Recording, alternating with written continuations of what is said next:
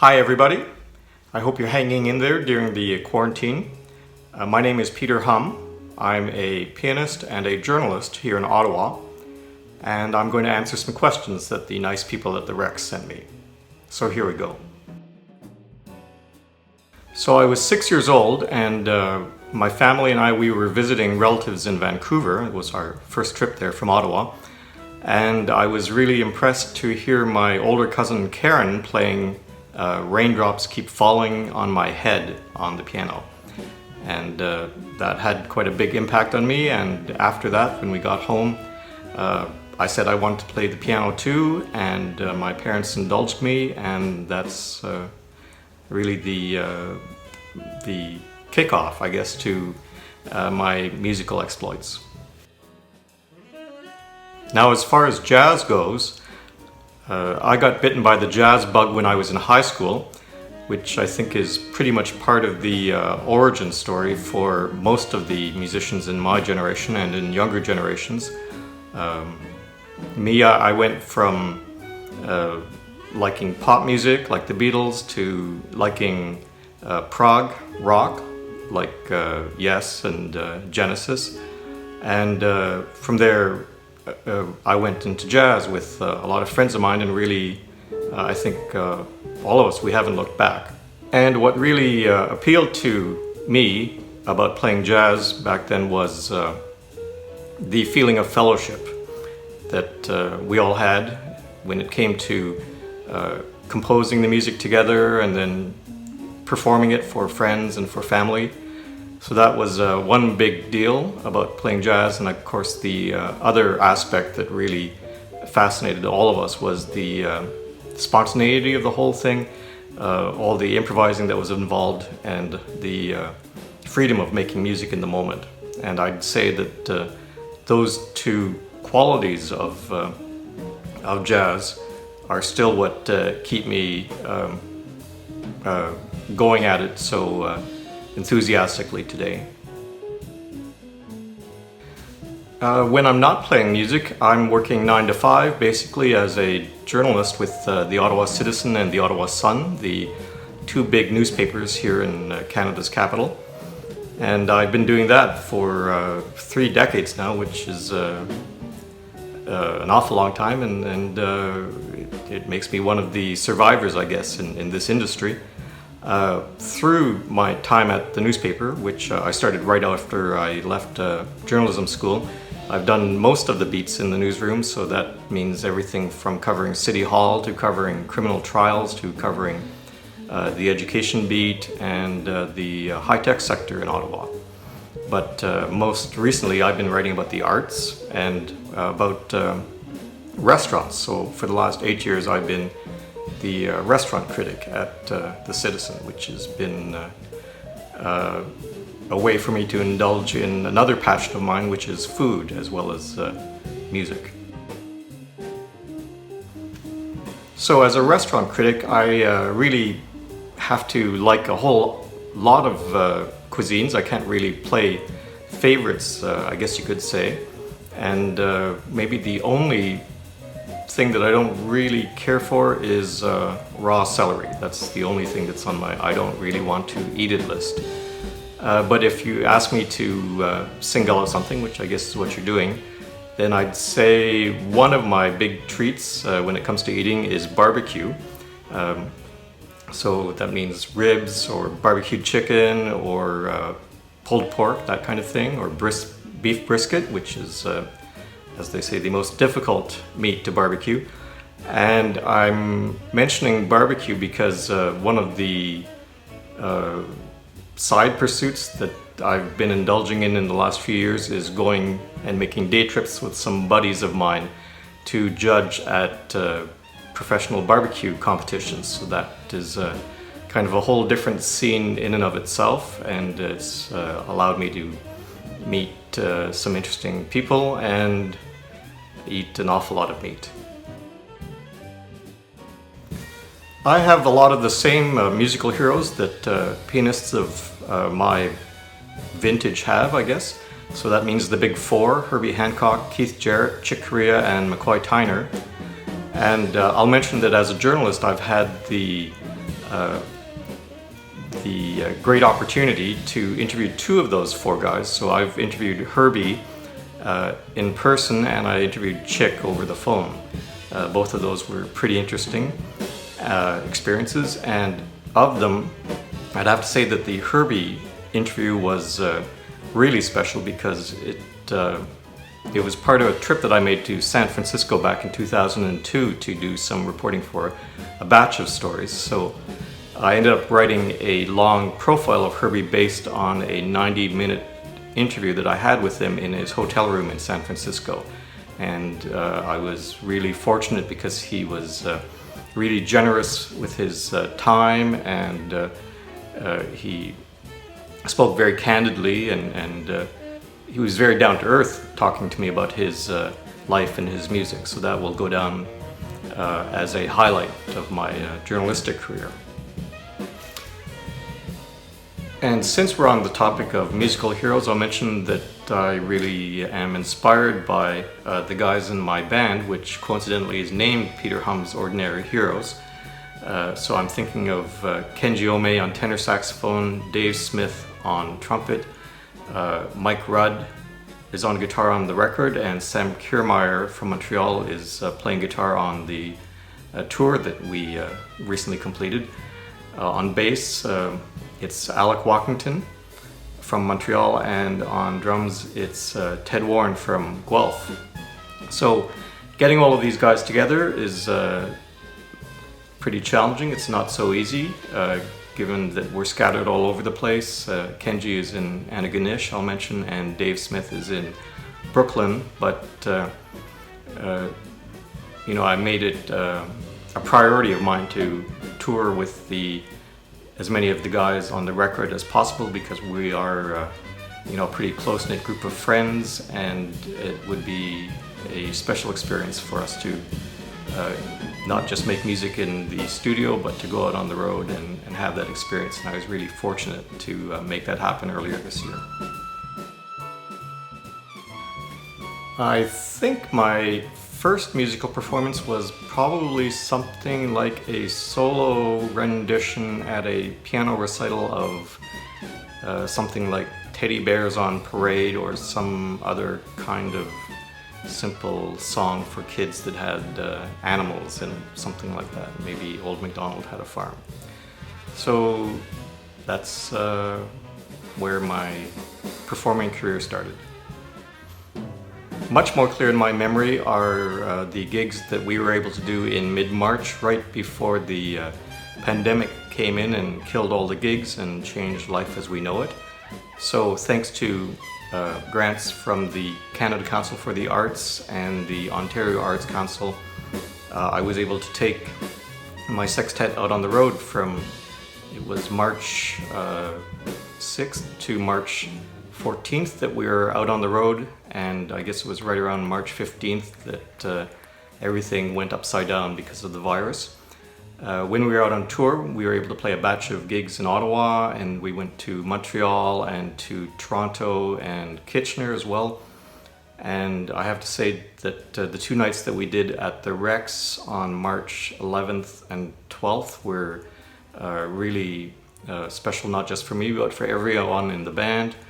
We had a great time hanging out in Toronto. None of us actually lived there, so most of us stayed at the Rex for a night or two, or three, I think. And of course, playing at the Rex was just fantastic. The crowds were a little smaller, I think because of the anxiety that people had about going out in public. This was before social distancing was a mandatory thing, but I think people already were thinking that way. But we were happy to have some enthusiastic people come out for us, and it was extra great. It was a bonus, a personal bonus that some music friends like Adrian Ferrugia and Alison Au and Ethan Ardelli and Tim Shaw and Bobby Shue and Matt Newton and Kevin Goss, they and others came out and checked out what we were doing, and it was just all in all like a really, really great way, I guess, to put this stop to music making. I mean, it's sad to have no gigs, but it was great that we were able to wind things up with our experience at the Rex. And here's hoping that we'll all be able to get back out there before too long, playing live music and enjoying live music. So let's hope for that.